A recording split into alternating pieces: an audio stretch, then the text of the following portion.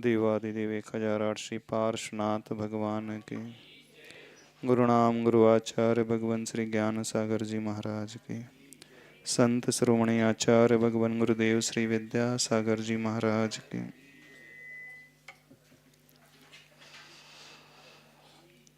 अपने भावों को कैसे हम संभाल करके रखें। इसकी आवाज़ थोड़ी सी और बढ़ा देना।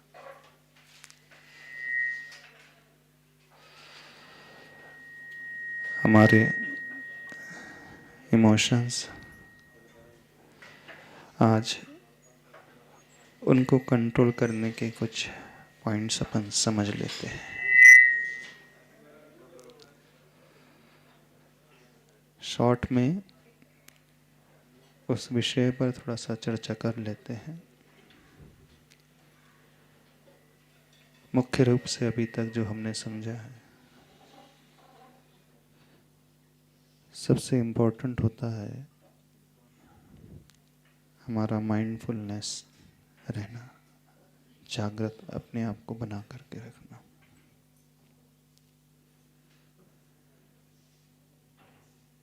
लेकिन हमेशा व्यक्ति अलर्ट रह नहीं पाता, धीरे धीरे वह भी बहते चला जाता है। बहुत समय के बाद रियलाइज होता है कि हम उन परिणामों में बह गए जहां नहीं बहना चाहिए था। हम वैसा रिएक्ट कर गए जैसा रिएक्ट नहीं करना चाहिए था। कुछ भी आप के अनुरूप नहीं होता है, मन के अनुकूल नहीं होता है, व्यक्ति तुरंत रिएक्ट कर जाता है। बहुत देर के बाद उसे रियलाइज होता है ठीक मैंने नहीं किया। चाहे वो क्रोध का रिएक्शन हो, चाहे व्यक्ति शोक में, चिंता में जब डूब जाता है, स्ट्रेस लेवल उसका जब बहुत बढ़ जाता है। कई लोग तो ऐसे होते हैं, समझ ही नहीं पाते हैं कि हम स्ट्रेस में हैं, हम डिप्रेस्ड हैं। वो एक्सेप्ट ही नहीं करते हैं। हमें लगता है कि हमसे बहुत अच्छे हैं, हमें कोई प्रॉब्लम है ही नहीं। एक बहुत बड़ा प्रॉब्लम ये भी है रिजेक्शन का, नॉन एक्सेप्टेंस का। यह बात भी चर्चा की थी। यदि हम जागृत नहीं रह पाते, जो हमारे साथ होता है, सबसे पहले हम सिचुएशन को वैसा स्वीकारना सीखें। लेकिन वो एक्सेप्टेंस लेवल भी तब आता है जब व्यक्ति का पेशेंस और टॉलरेंस लेवल बहुत होता है। जो बहुत ज़्यादा इम्पेशेंट होता है वो तुरंत रिएक्ट कर जाता है। यदि हम प्रॉपर रिस्पॉन्ड करना चाहते हैं, सोच विचार करके रिस्पॉन्ड करना चाहते हैं, तो हमारा पेशेंस, हमारी सहनशीलता, हमारा धैर्य, हमारा टॉलरेंस लेवल होना बहुत आवश्यक है। जिसकी सहनशीलता जितनी अधिक होती है, सहनशील व्यक्ति हर प्रतिकूलताओं को झेल जाता है बिना एडवर्स रिएक्ट करे। उसका रिएक्शन बिल्कुल वैसा होता ही नहीं। आप लोगों की सहनशीलता कितनी है? है। अब फिर प्रश्न उठता है, सहने की भी एक सीमा होती है ना?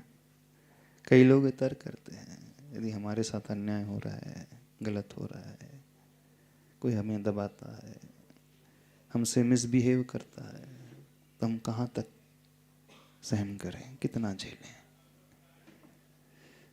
एक लिमिट तो होती है कि नहीं होती है ना? यही तर्क होता है ना सबसे पहले। हमारी सहनशीलता की शक्ति से बाहर हो गया। हम तभी रिएक्ट करते हैं जब वो शक्ति से बाहर हो जाता है। अब ये पैरामीटर बड़ा रिलेटिव है, एक स्टैंडर्डाइजेशन नहीं हो सकता है। सारी बातें हम समझते हैं जो हम आपसे कह रहे हैं, ऐसा नहीं आप पहली बार सुन रहे हैं, बहुत बार सुन भी चुके होंगे, कईयों से सुन चुके होंगे, समझते भी हों, लेकिन इम्प्लीमेंटेशन उस समय उस मोमेंट में नहीं हो पाता है। अब प्रश्न ये है, उन परिस्थितियों में हम अपने आप को कैसे संभाल करके रखें। ये भी मानते हैं कि धैर्य होना चाहिए, पेशेंस लेवल अच्छा होना चाहिए। अब लेकिन है ही नहीं पेशेंस तो क्या करें। हम सहिष्णु है ही नहीं है, हमारा टॉलरेंस लेवल जो है बहुत डाउन है। सबका अपना अपना नेचर होता है, वो है ही नहीं तो क्या करें। तो आप क्या करते हो, यही तर्क देते हो ना, हमारी सहन शक्ति इतनी है। दुनिया में बहुत सारी चीजें ऐसी होती हैं जो हमारे पास नहीं होती हैं, तो हम क्या हाथ पर हाथ रख करके बैठ जाते हैं। फैसिलिटीज आपके पास नहीं होती है तो आप क्या उसके लिए पुरुषार्थ नहीं करते हैं। मनी पावर आपके पास कम होता है, आपके पास अपना फ्लैट नहीं होता है, व्हीकल नहीं होती है, तो क्या आप वैसे ही रह जाते हो। बताइए, आप अर्न नहीं कर पा रहे, खूब मेहनत कर रहे हैं, फिर भी नहीं कर पा रहे हो, तो क्या शांत बैठ जाते हो। क्यों बताना। अब आपका जॉब चला गया अथवा जॉब नहीं मिल रहा है, क्या करते हो। यही रोते रहते हो, है ही नहीं जॉब, है ही नहीं जॉब। कोई पुरुषार्थ करते हो कि नहीं करते हो। लगातार व्यक्ति पुरुषार्थ करते चला जाता है, खोजते चला जाता है। जो बिजनेसमैन होते हैं, यदि एक बिजनेस में लॉस हो जाता है तो वो दुकान बंद करके नहीं बैठता है, सेकंड बिजनेस में वो ट्राई करता है। वहां भी सक्सेस नहीं मिलती है उसे, तीसरी जगह जाकर के वो ट्राई करता है, वहां भी सक्सेस नहीं मिलती है, सिटी चेंज कर देता है, वहां भी सक्सेस नहीं मिलती है, कोई और रूट को अपनाने की कोशिश करता है, सर्विस ज्वाइन करने लगता है। कहने का मतलब यह है, जब जब वो जो चाहता है उसे नहीं मिलता है तो शांत नहीं बैठता है, और बैठना भी नहीं चाहिए। हाँ? शांत बिल्कुल नहीं बैठना चाहिए, पुरुषार्थ हमेशा करते रहना चाहिए। तो जैसे आपका एक जुनून पैसे के प्रति होता है, मनी के लिए होता है, एक जुनून अच्छी फैसिलिटी के लिए होता है, तो आप पुरुषार्थ करते चले जाते हो। वैसा जुनून क्या अपने बिहेवियर के लिए है, अपने इमोशंस को संभालने के लिए है। ये जो आर्ग्यू किया जा रहा था, तर्क दिया जा रहा है कि अब हमारी सहन शक्ति इतनी है, हम क्या करें, ये एक्सक्यूज तो ठीक नहीं है।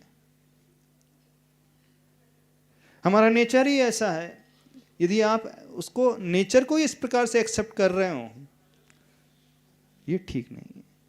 एक्सेप्ट का को सिचुएशन को करना चाहिए, ना कि अपने नेचर अपने स्वभाव को वैसा मान लेना चाहिए। अब मैं क्या करूं, जन्म से ही मुझे ऐसा स्वभाव मिला है, गॉड गिफ्ट ही ऐसा, ये तो एक्सक्यूज ठीक नहीं होता। जैसे अन्य क्षेत्र में व्यक्ति मेहनत करते चला जाता है, लगा रहता है, हार नहीं मानता है, ऐसे ही अपने विचारधारा के क्षेत्र में भी होना चाहिए, मानसिकता के, इमोशंस के क्षेत्र में भी होना चाहिए। यदि आपकी सहनशीलता नहीं है, शक्ति नहीं है, आपका टॉलरेंस लेवल बहुत वीक है, तो उसे बढ़ाने की कोशिश होना चाहिए। अब क्वेश्चन ये उठता है, हम अपने टॉलरेंस लेवल को कैसे बढ़ाएं। छोटी सी बात आपसे कहते हैं, जब आप फिजिकली कमजोर रहते हैं, अपनी बॉडी की स्ट्रेंथ को बढ़ाना चाहते हैं, तो क्या करते हैं? क्या करते हो? हाँ, बहुत अच्छी बात आपने कही। आप एक्सरसाइज करते हो। एक्सरसाइज करता है, जिम जाएगा, वो वर्कआउट करेगा, प्राणायाम करेगा, योगा करेगा, रनिंग करेगा, मॉर्निंग वॉक करेगा, एक्सरसाइज करेगा। अब एक्सरसाइज आदि करेगा, वर्कआउट करेगा, तो वहां पर उसे कठिनाइयां झेलना पड़ता है कि नहीं? बिल्कुल। यानी अपने आप को मजबूत बनाने के लिए पहले हमें उसी फेज को फेस करना पड़ता है। एक बात कही जाती है, कांटे से ही कांटा निकलता है ना? जहर से ही जहर की काट होती है, ऐसे कहा जाता है। पैसे से ही पैसा आता है, हीरे से ही हीरा कटता है, यही नीति है कि? यदि आपको तैरना सीखना है, स्विमिंग सीखना है, और आपको पानी से बहुत डर लगता है, एक फियर है, कई लोगों को बहुत बड़ा फियर रहता है, पानी देखते ही वो डर जाते हैं। रिवर देखें, स्विमिंग पूल देखें, अंदर से डर लग जाता है। आपको यदि स्विमिंग सीखना है तो बुक्स पढ़ करके आप स्विमिंग नहीं सीख सकते। सीख सकते हैं आप, भले ही कितना भी क्यों ना डरते हो पानी से, लेकिन आपको पानी में ही कूदना होगा सीखने के लिए। यानी पानी के भय को ओवर करने के लिए, उस फियर को ओवर करने के लिए आपको वहीं पर जाना होगा। जो वे कुछ लोग होते हैं, उन्हें रात्रि में बहुत डर लगता है, अंधकार से बहुत डर लगता है। कई होते हैं, खासकर महिला वर्ग। यदि उस अंधकार के डर को जीतना चाहते हो, तो क्या उसका इलाज है? जानते हो उसका इलाज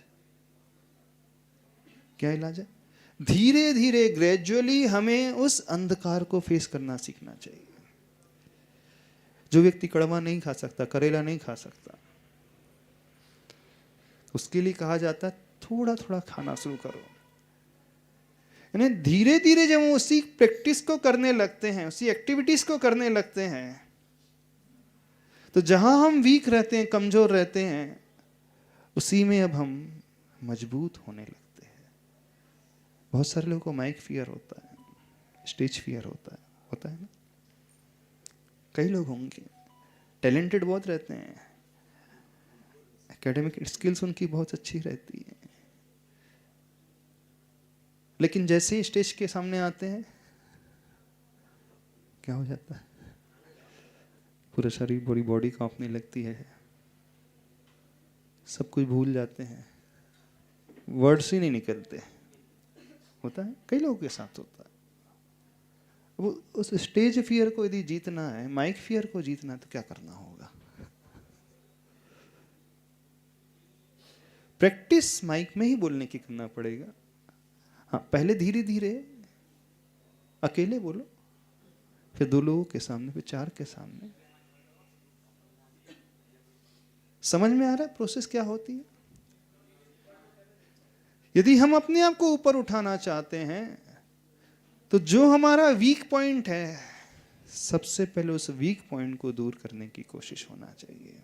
जो स्टूडेंट्स होते हैं, जो उनका वीक सब्जेक्ट्स होता है, और कुछ सब्जेक्ट उनके बड़े स्ट्रांग होते हैं ना? साइंस स्टूडेंट्स होते हैं, किसी को फिजिक्स बड़ी डिफिकल्ट लगती है, किसी को मैथमेटिक्स बड़ी डिफिकल्ट लगती है, कुछ होते हैं जिनको केमिस्ट्री बड़ी डिफिकल्ट लगती है, और फिजिक्स, अन्य जो सब्जेक्ट्स हैं बड़े अच्छे रहते हैं। अब जिसमें वो स्ट्रांग रहते हैं, उनको पढ़ना तो अच्छा लगता है, लेकिन जो वीक सब्जेक्ट रह जाता है, वो ध्यान ही नहीं देता। अब उस वीकनेस को ओवरकम करना है, तो क्या करना पड़ेगा? डिफिनेट बट नेचुरल है कि जो वीक सब्जेक्ट है, उसी पर फोकस करना पड़ेगा। शरीर का जो पार्ट हमारा वीक है, उसी की एक्सरसाइज हमें ज्यादा करना पड़ेगा। पैरालिसिस हो जाता है, तो फिजियोथेरेपी उसी पार्ट की जाती है, बॉडी पार्ट की। उसी एक्सरसाइज के बल पर धीरे धीरे वो कमजोरी दूर होकर के मजबूती आने लगती है। शरीर के साथ भी ऐसा ही है, नॉलेज के साथ भी ऐसा ही है, स्किल के साथ भी ऐसा ही है, और इमोशंस के साथ भी बिल्कुल ऐसा ही होता है। यदि हमारी सहनशीलता नहीं, यदि हमारा पेशेंस लेवल बहुत वीक है,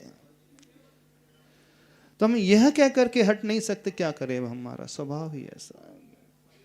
ये कोई तर्क नहीं हुआ है, ये कोई बात नहीं हुई। जैसे अन्य क्षेत्र में हम अपने आप को इंप्रूव करने की कोशिश करते हैं, इस क्षेत्र में भी हमें अपने आप को इंप्रूव करने की कोशिश करना चाहिए।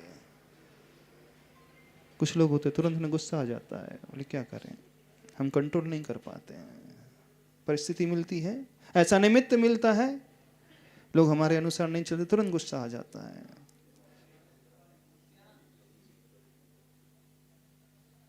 यदि उसे एक्सेप्ट कर लोगे तो लाइफ टाइम ऐसे ही रहोगे।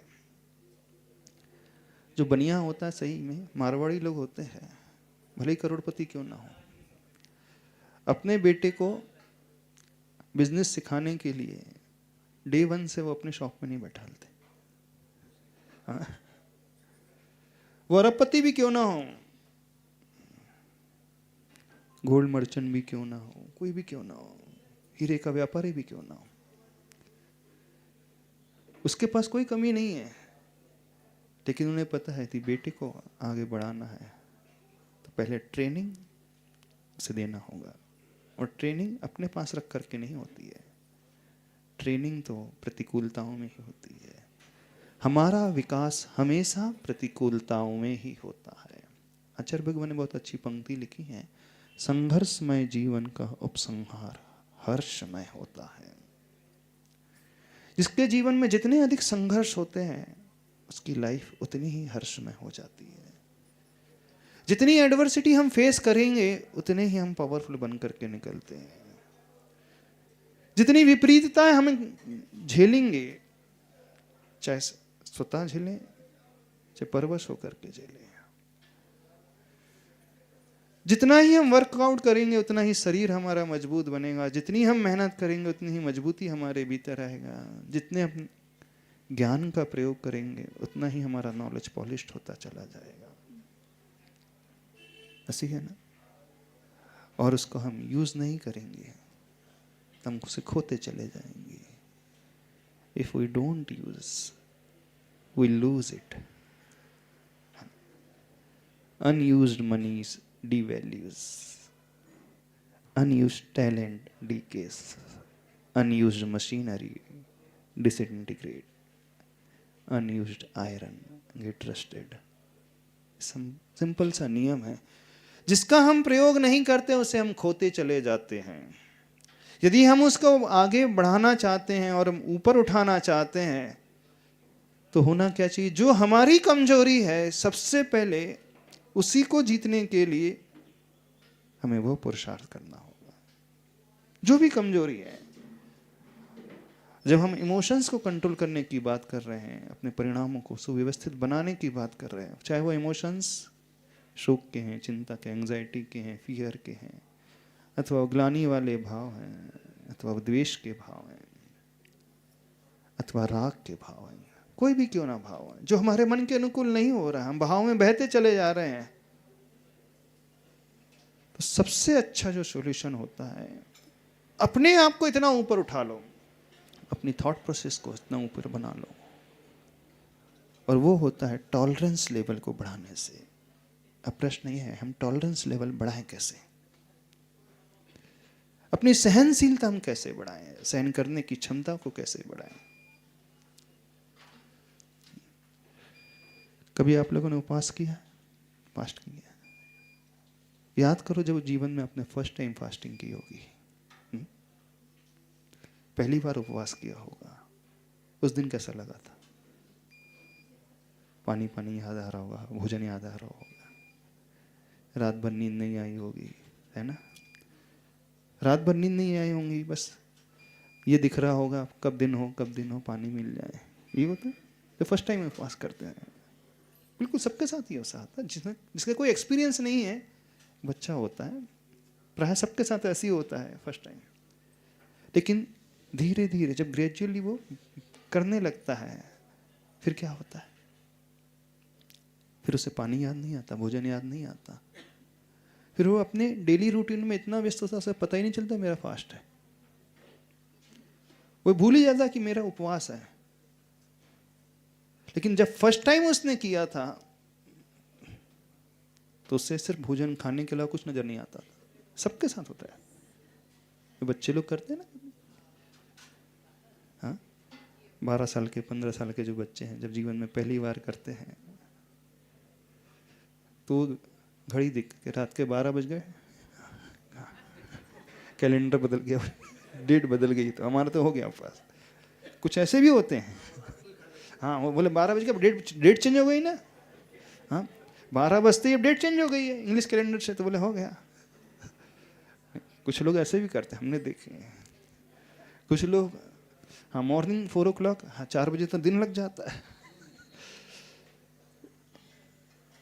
जैसी जैसी उनकी कैपेसिटी होती है उसके अनुसार वो करने लगते हैं। लेकिन एक स्टेज वो आती है धीरे धीरे, फिर उन्हें कोई फर्क नहीं पड़ता। ठीक ऐसे ही हमें भी अपनी सहनशीलता बढ़ाना सीखना है। अब वो कैसे बढ़े?